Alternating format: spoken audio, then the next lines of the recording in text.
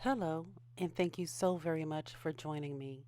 Today, I would like to revisit one of the crime stories that I did last year. I've gotten a little bit better with the technology, so let's get right into it. Today, we're going to talk about matricide. For those who are unaware what that means, that is the killing of one's mother. Today, we're going to talk about Nikki Whitehead. This is a little bit about what happened. Jamaica Yvonne Nikki Whitehead was the 34-year-old mother of a 16-year-old identical twins named Jasmia Kenesha Whitehead and Tasmaya Janisha Whitehead. On the afternoon of January 13th, 2010, she was found dead in the bathroom of her boyfriend's home. Let's get into it. On April 18th, 1975, Jamaica Yvonne Whitehead, also known as Nikki, was born inside of a state penitentiary. Now, her mother was there serving time for drug possession. As a result, Nikki was raised by her grandmother, Della Frazier.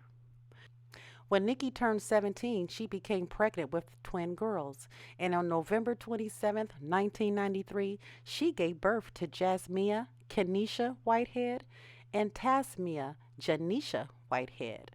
For years, Nikki and her twin girls lived with the same grandmother who raised Nikki. In 2005, 25-year-old Nikki met 55-year-old truck driver Robert Head, and they started a relationship. Now, her grandmother kept Taz and Jazz until she was able to get on her feet. In 2007, Nikki had gotten herself together and requested custody of her daughters. She knew her girls were running wild and doing whatever they wanted to do at the great grandmother's home. After all, she was raised by that same person.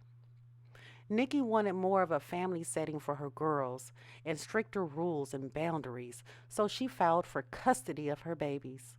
Once the request was put in, the twins clashed with their mother. Now, the great grandmother Della, she was going around saying that Nikki's attempts to control the twins were hypocritical. The fighting with the girls went on, even reached counseling sessions and juvenile court systems. The great grandmother Della was granted custody only to have Nikki regain it back in January of 2010. The girls were not happy about the decision and begged the judge to allow them to stay with their great grandmother. The court ordered the girls to live with their mother, and this is where the story actually begins. Nikki went on to become a flight attendant and thrived with her daughters. She had them in dancing, she had them in music classes. She did all of this for the love of her baby girls. Academic wise, the girls were outstanding. They earned A's and B's, and even at middle school ages, both girls had intentions on attending Harvard University. This is a picture of the girls before all hell broke loose. Later on in the years, it was time for the girls to attend high school. When that came around, Nikki obviously knew that she had to rein the girls in and let them know what to expect. As we know, some teenagers can be more difficult than others. There came a time when Taz got her cell phone taken. It was taken as a punishment. That became a battle inside of the home to the point to where the mother, Nikki, had waken up and found her gone, missing out of her bedroom. She ended up calling 911, and this is her 911 call. Contact 911, where's your emergency? I just woke up and my daughter's gone at the house. How old is your daughter? Oh, no, at 13. She just woke up and her daughter is out of the house. How old is your daughter? Oh, Lord, 13. That's what she said. This sounds like a parent who understood that the dangers of the world were out there and she was terrified that her daughter was just out there in it. Let's fast forward a little bit. Nikki called the police to her home after a huge blowout. The officer that responded to the call went inside and spoke with the girls. The girls were interviewed in their bedroom, and in the officer's own words, she said that she was amazed upon entering the home of Nikki Whitehead and then to see the girls' bedrooms. The officer saw beautiful name brand dresses and clothes. She saw beautiful shoes, and both girls stood there with their hair immaculate. Nikki was taking great care of her girls. The girls ended up telling the officer that they wanted to go back and live with their great grandmother. We all know why.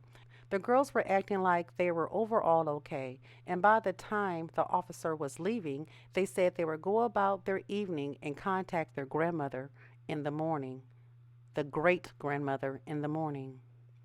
The officer left the home, but for whatever the reason, she didn't leave the area. The officer actually just went down the street to the end of the cul de sac and parked. She said she had an eerie feeling. This is even after speaking to both girls. She said they were pleasant. But the terror in the mother's eyes, the terror led her to believe something else, so she waited. This officer had keen senses. As the officer is sitting in the vehicle, she hears a call over the radio. This is within 2 to 4 minutes of her leaving Nikki Whitehead's home. She also was able to hear screaming coming from the residence. The girls started beating their mother right after the officer left, all within 3 to 4 minutes. Nikki came running out of the house with her house phone in her hand and confirmed that as soon as the officer left, she was attacked by both of her daughters. Now, the girl's story was a little different. They told the officer that right when she left, their mother just suddenly flipped out and started beating them first. But it was Nikki, the mother, who was scratched up all in her face, neck, and chest. The girls, however, were scratch free and their hair was still immaculate. Jazz and Taz were, at the time, taken into custody, and the family was eventually sent to counseling. Let's fast forward to January 13th, 2010. Taz and Jazz came home from school and found their mother dead in the bathtub with over 80 stab wounds. The officers on the scene were not privy to the history between Taz and Jazz and their mother Nikki, so they were consoling the girls. The girls tried to spin it around, telling the police that their mother had two different boyfriends. Now, Nikki moved in with Robert, but also had a boyfriend on the side named Joe. So, after they did all this, they decided to drag other people into the situation. One of the twins said Nikki had gotten caught by Robert speaking on the phone with Joe and that Robert was pissed off. Now, that's what they say, but y'all know we don't care nothing about that. Once the girls were at the police station, one of the officers noticed one of the twins biting her arm, just chewing on it as if it had gravy shooting out the sides. The officer stopped her and asked her why she was biting herself. She told him that it was a habit and she couldn't stop. She described it as some sort of a nervous habit. The officer at the police station continued to comfort and console both the girls. At this time, these girls they're hugging each other. They're snotting all over the place. They're stroking in each other's hair. So hurt and bothered about what happened to their mother, right? Of course, the officers felt terrible, though. These girls allegedly came home from school and found their mother stabbed 80 times in the bathtub. Nobody knew what to say to the girls. One of the officers asked a simple question, and that question was, "What can I do?" Taz looked up and said, "We want to watch CSI." It was at that moment the officer knew and understood that something was completely off. The girls were in the office wearing gloves, and when they were asked to remove them, he saw scratches and cuts on the girls' hands. The excuse that they gave the officer is that they had been in a fight, but they had been fighting each other. We all know there's a little truth in every lie. Yes, they were in a fight, but who were they really fighting? With the girls' behavior seeming suspicious, the officers decided to search the house of Nikki Whitehead. They ended up finding a pair of brown boots in the closet of the girls' room.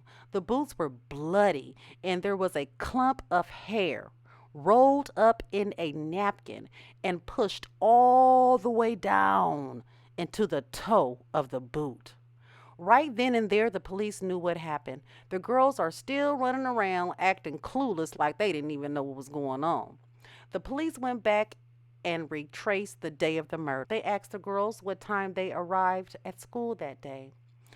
Both the twins said that they missed the bus and they had to walk to school that day.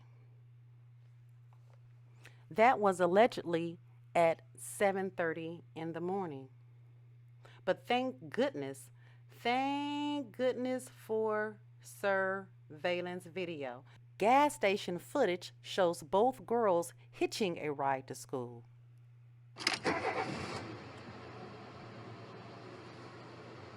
They were now caught in a lie, so they became combative. Now they want to fight. They did not like the fact that the police were questioning them. The girls said that they were only 10 minutes late for school, but there was also another video of the girls entering the school at 10:30 in the morning. The girls were separated from each other, and that started to take a toll on them. Even with everything the police had right then, it was all circumstantial. So the girls were released into the custody of their grandmother, Della. Taz and Jazz were very excited to be back with their great grandmother and her lenient ways. They were with her for 4 months. Within those 4 months, the girls lived life normally. They went to the prom, house parties, and anything else that they wanted to do, as if they had done nothing. While they were living it up, there was still an investigation going on into the murder of their mother. The bloody boot had been sent in for DNA testing. However, identical twins share the same DNA. It was discovered that Nikki had bit one of the girls on their arm, and because of that, the police were able to match Nikki's teeth to the bite mark that was found on one of her daughters. The autopsy of Nikki Whitehead showed hair between her teeth. It was evident that at the time of the fight, one of the girls had approached her mother from behind and wrapped her forearm around her mother's neck as if to strangle her. That is when it is said that Nikki bit the arm that was strangling her, and as a result, she had hair in her teeth that was noticeable during autopsy. On the last day of school, the girls were arrested. One of the twins was found at home and the other twin at school. The reason why the girls were arrested on the last day of school was because they were supposed to leave the country to go and live with their father in Canada. He had remarried number of years earlier. Both girls were charged with felony aggravated assault in their mother's death. At the time of the arrest, the girls were 16 years old. Taz and Jazz sat in jail for 4 long years. 4 long years. After that, all of a sudden, they wanted to talk. They wanted to have a conversation. They had a confession. I think I picked up a knife and I stabbed her. Where did you stab her? I think I stabbed her in the stomach. It was multiple times. I think I had her hands, I guess her feet. Kind of like a joint effort. She was heavy. We just put it in. The water was turned on. At some point in time, you did realize that morning your mom was dead. Yeah. After putting the pieces together and using evidence, this is what is said to have happened. The night before the murder, both Jazz and Taz were up late until 2 or 3 in the morning. When Nikki came in to wake them up for school, they didn't want to get up because they were tired. And that's when the fight began. The result of that fight was these girls stabbing their mother over 80 times and left her for dead. Taz and Jazz went as far as to have journals that they would swap between the two of them. They wrote back and forth on how they hated their mother. In one of the journals, one of them wrote, "If we don't get rid of her soon, then we won't be able to." This was a savage murder, and it was brutal. Blood was even found outside. This is how we know that Nikki actually made it outside while she was profusely bleeding. There was a neighbor who testified to hearing screaming, and someone actually rang his doorbell. He said that he was in the bed and he didn't get up. This man had no clue on what was going on. Who knows what he thought? But it was very unfortunate that he did not get up to answer the door that day. There were also bloody bare footprints that were visible, and they led from Nikki's house to the neighbor's house. And then you see the same footprints going back from the neighbor's house back to Nikki's home, where the police suspect she was drugged back to. at the hands of her own identical twin daughters. Once inside, Nikki was hit with the pot. She was stabbed and choked using a ribbon from her daughter's medal. After that, they drug her to the bathtub.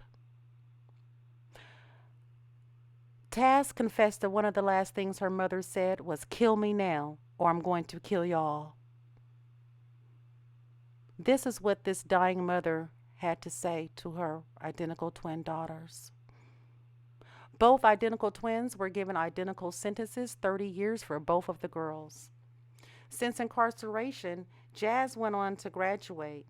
Their great grandmother decided to attend her graduation, and this is what she had to say. I am so proud of her. I feel so good about what she accomplished. And I always wanted to see this day come, that she graduated and moved on to things that she wants to do in life. Because she is a very gifted girl. Very. The girls will be almost 40 when they are released from jail. R.I.P. Nikki Whitehead. Thank you for joining me.